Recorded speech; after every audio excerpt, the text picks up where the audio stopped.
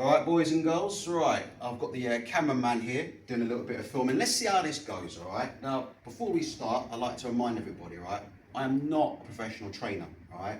I have not had a professional or an amateur boxing fight, so the advice you're going to get, or the technical advice you're going to hear in this video, I would take it with a pinch of salt and probably wipe your ass with it. But if you're still interested in listening, Joyce, right, is the big topic of discussion from last night.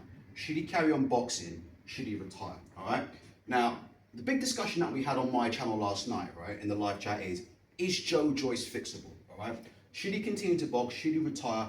What the fuck has he been doing in training? And why does he lack so many, right, of the fundamentals that we see in boxing? I'm telling you right now, Joyce right now is missing fundamentals that I would see in a white collar gym. If I go down to my white collar gym tomorrow, I'll see guys in there who've got better foot movement, yeah, and better footwork than Joyce. And we'll go through it in a second, right?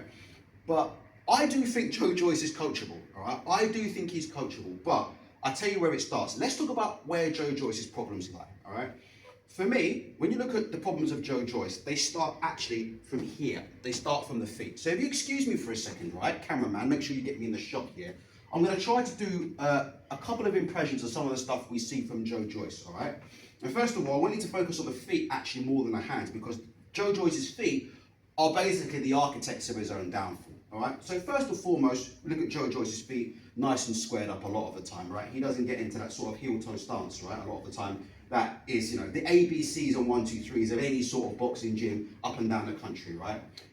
He gets all squared up, and then he pushes his jab, but you need to look at his feet. How often do you see Joyce falling behind the jab like this? So I've got to now undo everything I've ever been taught over the last 10 years, all right? To actually be like Joyce. So ignore the wide, this is the Joyce wide guard. He's got a nice wide guard, yeah? So he leaves everything down the open to get hit with the easiest straight shots in the book. So he's got a nice wide guard, his feet are all slow, his feet are all squared up, and he does this when he jabs. How often do you see Joyce push this jab and almost fall over himself? He's almost jabbing like this. How often do you see Joyce do this? If you watched last night, I'm pretty sure you'll see footage of Joyce jabbing like this.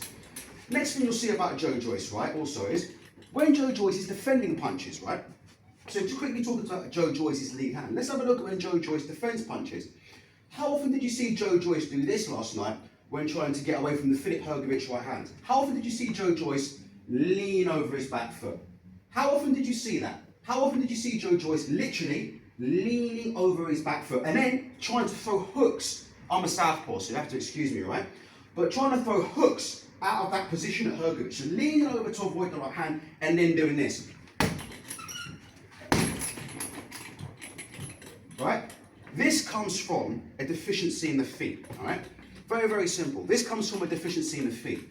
Joyce doesn't know how to do a simple step into range and a step out of range, which we'll explain in a minute. And because he doesn't know how to do a basic step in and step out, because he's not comfortable manipulating distance with his feet, yeah, you're supposed to start outside of the range of the punch, right? So look, I'm starting outside the range, right? And then when I'm ready, I'm gonna step into range, and then I'm gonna back out of range, all right? So ideally, right, you wanna start your combinations, right? Or you wanna start your attacks from outside of the reach, all right? Outside of the reach, step inside to the reach, all right? And then when you're finished, get back outside of the reach. Joyce gets hit so much, all right? Forget head movement, all right? It's not about head movement for a minute. He gets hit so much because he's got no manipulation of distance with his feet, right? Because Joyce, right, isn't comfortable doing the most basic in-out movements, right, that you learn when you're in the gym as an amateur, right? And I know Joyce won an Olympic medal, but the bottom line of it is he isn't comfortable doing this in a professional boxing ring. And this is something that you learn.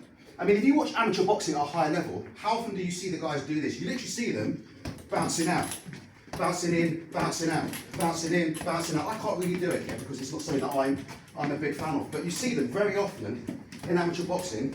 High level amateur boxing is almost like fencing, right? It's almost like fencing. You're moving in, moving out, right? Joyce doesn't know how to manipulate his feet. So the problem with Joyce is, because he doesn't know how to manipulate his feet, and because he doesn't know how to manipulate distance, he starts his combinations, right, too close to the opponent, and he finishes his combinations too close to the opponent. So you've got him here, pushing shots, no snapping his shots. He's always in range of the opponent when he starts his attack, and then when he's finished, he's still in range of the opponent when he's finished his attack, right? So quite simply for me, with Joyce, right? And I'm not saying I could coach Joyce, right? But what I'm saying is, a simple drill on the bag, like, you have to enforce this stuff with a fighter 24/7. So for me, it starts on a heavy bag, which is probably the most important tool in boxing, actually, in my opinion, okay? But for me, it starts with a heavy bag, and it starts with the simplest of drills, right? So the biggest mistake I see people make on a heavy bag is when the bag is moving forwards and backwards, right? They don't treat it like an opponent, right? So you stand in this, a lot of guys are standing in the range of the bag. So the bag's moving back, the bag's moving forwards, but they're not adjusting their feet as the bag moves back and forward, which is not what you're supposed to do, right? And these guys you'll see in the gym, very common, and I bet Joyce does this in the gym all the time. He'll go on the bag and he'll be doing this. And those feet won't be, I promise you, those feet won't be moving, all right? In fact, this definitely isn't Joyce, because you can see I'm actually in somewhat of a heel-toe stance, all right? Joyce would actually be squared up like this, right? But look at Joyce, I guarantee you, he's in the gym, and he's being the juggernaut, okay? He's smashing the bag up. Look, the bag's moving back and forwards, he's not adjusting his feet, right? So it starts again with the basics, right? When this bag moves forward, you take a step back. When the bag takes a step back, you move in. Basic in and out movement, all right? Again, I'm not a professional, right? But let's see what I can do, right? So bag moves in, touch, bag moves back, I move out. See? Can you see? I almost do it automatically. For me, this is like breathing in the boxing ring. That's how natural it comes to me, all right? The basic in and out movement. Bag moves in, I step in. My bag moves back, comes forward, I step out. I'm starting, right, outside the work. I'm starting outside the range of the opponent, and then step in. All right, we'll start again. All right. So ideally, I want to start outside the range of the opponent. Touch, hold on. Outside the range, outside the range. He's coming forward, I'm coming back, I'm always adjusting them feet. I'm always adjusting my feet, and then when I'm ready, and on the way out, I adjust my feet, and on the way out, I adjust my feet. So this is the kind of thing that you need to drill into Joyce, all right?